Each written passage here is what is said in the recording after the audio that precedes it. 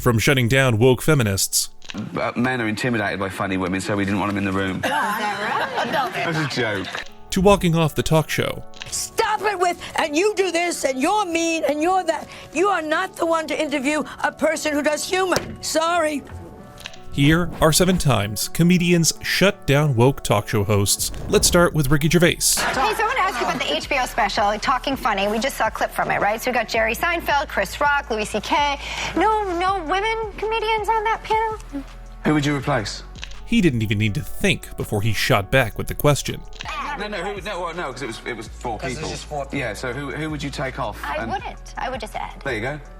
These are his favorites. He has the right. I think that you're right. We don't have a male on our when panel, I do so a we're kind special of like guilty. that, I will do it with Yeah, women. no, exactly. They're my friends, and I chose my friend. Oh. When you're dealing with overly sensitive talk show panels, nothing can just be funny. The joke barely landed before the hosts jumped right back in. And also, men are intimidated by funny women, so we didn't want them in the room. Is that right? That was a joke. But the woke hosts just didn't stop grilling him. Jerry Lewis famously said at one point that he didn't think women were funny. Do you think women are funny? Of course, what's the difference? That's ridiculous. It's a different sensibility. Statistically, less women go into stand-up from what I've seen, so there's probably less to choose from. Right. But yeah, there are loads of funny women. I've worked with loads of funny women. Of course I have. There's loads of funny women here. Now, you said something when I was watching your special. And the next target, his Golden Globes speeches. It's like they weren't even listening, just waiting for their next chance to grill him. Oh, you were lucky. Because you gave hugs the last time you were here. I feel like a strippergram. Who's got $1? You know, we haven't seen you really around since the Golden Globes, where They you keep were a low profile. Yeah, well, they attacked you, but they said that you were mean and rude, and you were surprised at that. Was he actually mean and rude? Or is Joy just trying to put him on the spot?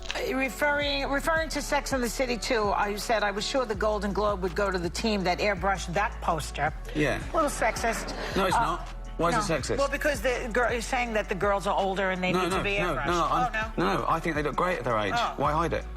Oh. I don't think that you lose your sensuality or your beauty because you hit 53. There you go, Joy. Interpret the joke before you label it sexist. And speaking of his Golden Globe speeches, Ricky wasted no opportunities to attack the woke agenda. Remember, they're just jokes. We're all gonna die soon, and there's no sequel. So he started off with a fair warning, but people still got offended.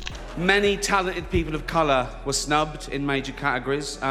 Unfortunately, there's nothing we can do about that. The Hollywood foreign press are all very, very racist. So, 5th time. So... Yep, he straight up called the Hollywood foreign press racist. Not implied it, not hinted it, just flat out said it to their faces. As if that wasn't enough, Ricky decided to one-up himself. We were going to do an in memoriam this year, but when I saw the list of people that had died, it wasn't diverse enough. No. At this point, Ricky was just trolling the entire industry. It was mostly white people. And I thought, nah, not on my watch. So, maybe next year. Let's see what happens. And while it made some people question Ricky's stance and motives, others loved it. A fan said, "I love how uncomfortable he makes everyone in the room feel by simply telling them the truth." What a legend. Then Ricky was introducing Afterlife, and took that as a cue to bash the used-to-be woke king, Jeffrey Epstein. Spoiler alert.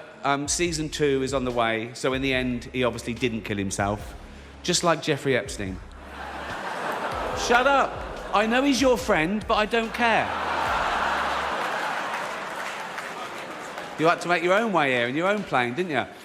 Boom. Hollywood loves to lecture the public about morality, yet somehow Jeffrey Epstein had an invite to every A-list party. A room full of millionaires, patting themselves on the back for changing the world. Ricky wasn't having any of it. Apple roared into the TV game with a morning show. A superb drama, yeah. A superb drama about the importance of dignity and doing the right thing, made by a company that runs sweatshops in China. But when Apple came out with the morning show, a series about ethics and integrity, He questioned whether Apple's own ethics and morals were in check. So, well, you say you're woke, but the companies you work for, I mean, unbelievable. Apple, Amazon, Disney. If ISIS started a streaming service, you'd call your agent, wouldn't you? But don't worry, Hollywood is still making a difference, as long as the paycheck is big enough. Even in 2016, Ricky caused havoc with a comment on the woke transgender icon Caitlyn Jenner. But as I say, I'm going to be nice tonight. I've changed. Not as much as Bruce Jenner, obviously. Now Caitlyn Jenner, of course. What a year she's had. She became a role model for trans people everywhere, showing great bravery in breaking down barriers and destroying stereotypes. Wait for the punchline. She didn't do a lot for women drivers, but... For reference, Caitlyn caused a car accident in 2015 that ended up killing the other driver. Dark, right? The backlash she got after all of that was absolutely insane, but here's what he had to say in response. And I found out my crime was that I dead named her. Now, I'd never heard that term, before a day after the Golden Globes, and that was saying her old name, and even acknowledging that she used to be a man. But she did. And he also had a message for those who do not like the way Ricky addresses the woke agenda. Yeah, well, that's the thing about offence, isn't it? When people say they're offended, it's that just because you're offended, it doesn't mean you're right, It's... offence is about feelings, and feelings are personal. Some people are offended by equality. So what? So you can't second-guess people. If you try and please everyone, you'll please no one. His main problem? Woke people's stupidity. With comedy as well, I think you've got to deal with taboos and contentious issues, and sometimes you deal in irony, and some people don't get that. But, you can't legislate against stupidity, otherwise you'll be doing nothing, because I'm not doing it for the 200 egos in the room. I'm doing it for the 200 million people watching around who aren't winning awards, who aren't millionaires. And freedom of speech is so important these days. And then he went on and pointed out the biggest problem in the woke world. You can get sued in this country for saying someone's gay if they're not, which is a homophobic law, because you can't be sued the other way around. You can't be sued for saying someone's not gay if they are. You know who else called out woke hosts and woke culture? Bill Maher. While he was on The View in 2024, he sort of predicted that these woke agendas are what will get Trump reelected. That's the answer to the Donald Trump situation is what's going to get him elected is this woke stuff that a lot of people in this country just don't go for. Right off the bat, Sunny Hostin tries to correct Bill for using the word woke. Apparently, it's a weaponized term now, and Bill shouldn't be using it. So I was surprised to hear you use the term because historically, as you know, because I think you're quite brilliant, that woke is a word used by the Black community to note that we must be aware of social injustices. But words and migrate. So why is that a bad thing? It's not a bad thing, and originally that was absolutely a great thing. Alert to injustice. Who's not for that? He schools them on how language evolves and tells them he'll use whatever term they want, as long as they don't pretend the far left hasn't completely lost its mind. But words do migrate. Now, I'll use any term you want, because maybe that is a word that's triggering, and so let's not use that word. I don't know, want to call it the super far left, but don't tell me the left or maybe the super far right.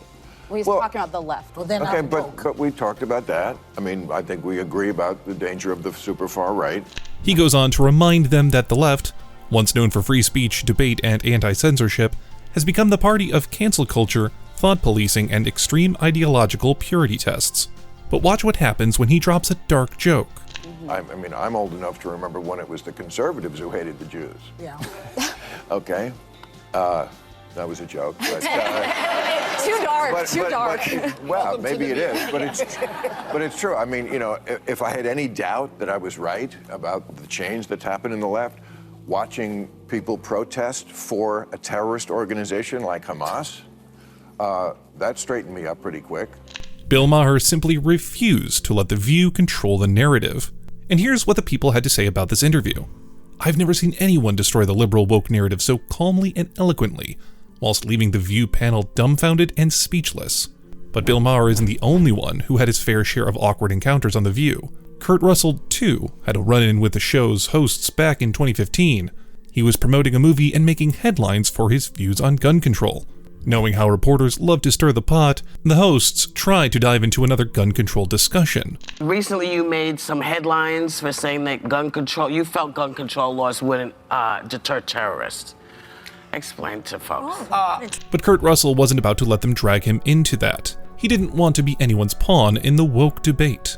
I was in a situation, we do what we call the dog and pony. Right. We're out doing the dog and pony selling a picture. And you get sometimes you get what you feel is slightly ambushed by somebody who's really got an agenda. And that's sort of, I think, that's my opinion of what happened to me the other day. The last thing I like to watch is entertainers or actors get political. It's just something I can't stand watching. And instead of playing their game, he explained that there's a massive difference between fantasy and reality. You know, my personal feeling is that there's a big difference between Fantasyland and reality. Fantasyland is what we do. You're either writing something, writing a song, writing a book, doing a movie, doing a television show. That's Fantasyland. And that's where that stuff belongs. You can't compare the two. And he wasn't about to let reporters create drama where there was none. Terrorism, whatnot. We're all going to have different opinions on how to do it and how to deal with it. Yeah. Mine happens to be that I think there's a very strong reason founding fathers had for the Second Amendment, and that is that no government ever hasn't had to fight its own people, and its own people hasn't had to fight its own government. But who's going to explain this to the woke activists? And just like Kurt Russell, the comedic legend Bill Burr doesn't have time for fake woke outrage either. And if there's one thing that drives him nuts, it's the way modern culture treats every inconvenience like a life-shattering event. And we're always watching TV, and she's forever getting teared up, and I am laughing my ass off. Like she used to watch The Biggest Loser, and these fat people would be crying about all the cookies and burgers they were eating. And they were crying like they lost a dog or something. He pointed out the absurdity of a world where real suffering exists, yet some people still expect sympathy for their own self-inflicted problems. No, most of the world is starving. That's why. Like, I went to like India and I saw this level of poverty that I just maybe want to adopt every kid over here. And then you just come back to America and there's these slovenly people. I just can't stop eating Oreos. And it was just so hilarious. You have to give it to him. He called it like it was. Another furious comedian on the list is Tim Allen. And he came on The View to school the thought police. You know, and then what I got to do sometimes is explain, which I hate in big arenas, that this is a thought police thing, and I do not like it. But when I use these words, this is my intent behind those words. Yeah. Wow. So as long as you understand my intent, I still get people, but just don't say it. And I said, I'm not going to do that. Yeah, but they take it out of context and put it on Twitter or put it on Facebook. It's no surprise that woke culture has a problem with that. After all, how dare someone suggest that people mind their own business? He had similar views to share on the late night show with Jimmy Kimmel, too. I'm not kidding. You got to be real careful around here. You know, you get beat up. If you don't believe what everybody believes, this is like 30s Germany. I don't know what happened. If you're not part of the group, you know what we believe is right. I go, well, I might have a problem with that. I'm a comedian. I like going on both sides. Yeah. This government does stuff big. I can't believe he compared woke culture with German Nazis. Recently, though, Tim made a tweet that had everyone going wild. Comedian and Hollywood icon Tim Allen sends social media in a spiral after posing this question. Quote, who is the face of woke? Do wokies have a clubhouse in someone's backyard, or maybe a cute yet safe playpen somewhere? The internet practically exploded. Tim wasn't backing down, though. He never does. He basically told everyone to cancel him because he could not care less. Chris Rock, though, summed it up best. Cancel culture has made comedians afraid to do their jobs. And what are your thoughts on the cancel culture? Like, you know, if you say something wrong, people will try to cancel you immediately. You know, you even see Ellen dealing with it with her workplace. It seems like it drove her crazy when she's like, you know what, I'm retiring. You know, so yeah, I know. It's weird when you're a comedian because. And what he says next couldn't be any more clear. When you're a comedian, when the audience doesn't laugh, that we get the message. Mm-hmm. Right. Like you don't really have to cancel us because we get the message. Right. They're not laughing. our feelings hurt. No laughs, no paycheck. No paycheck, no career. It's literally that simple. But for some reason, that's not enough for the woke mob. When we do something and people aren't laughing, we get it. I don't understand why people feel the need to go beyond that. Chris makes it clear. Comedy thrives on risk. That's the whole point. But cancel culture, it's killing that. Now, instead of pushing boundaries, comedians are tiptoeing around Twitter's outrage machine. Not letting comedians work is, what happens is everybody gets safe. Right. And when everybody gets safe and nobody tries anything, things get boring. Right. Absolutely. So I see a lot of unfunny comedians. I see unfunny TV shows. I see unfunny award shows. I see unfunny movies. You try something, it flops, you move on. But cancel culture, it turns one bad joke into a career-ending moment. Because everybody's scared to make a move. And that's not a place to be. We should have the right to fail. Right. Because failure is a part of art. You know what I mean? And it's the ultimate cancel. At the end of the day, failure is the real cancel. Similarly, Joan Rivers had no patience for woke nonsense. When a reporter kept pressing her about political correctness, she immediately shut it down. And, you've got best-selling books, you sell out on stage, even with your fashion critiquing. While it's very mean in some ways, people can't wait to hear what you have to say. Really? It's not mean? It's not mean. I tell the truth. I'm sure I say the same things that all your viewers say to their friends sitting next to them on the couch. When the interviewer saw Joan wouldn't back down, she changed tactics. Well, not when it's about dresses. It's not about them. It's about clothing. Okay. Well, what about when it is about something, that really does seem off limits to a lot of people? I mean, even in your book, you kind of joke about the death of Casey Anthony's baby, Princess Diana surviving so many landmines and who she dated. I mean, do you feel like there are boundaries ever, even if it makes people uncomfortable or offend people or what? I mean, leave it to wannabe woke reporters to tell comedians what's right and wrong. Even the audience seemed to agree as they left comments like, "The most annoying interviewer in the world. Don't blame her for walking out." And this interviewer would drive anyone nuts. Life is very tough, and if you can make a joke to make something easier and funny, do it. Done. Do it. That's all. Darlene, I don't know what your life has been like, but I have a lot of people who have gone through hell. I mean, Joan just explained how every comedian thinks. But when she brings up animal rights and fur, that's when Joan had enough. You're wearing a fur, and you knew that there would probably be animal rights activists. This whole interview is becoming a defensive interview.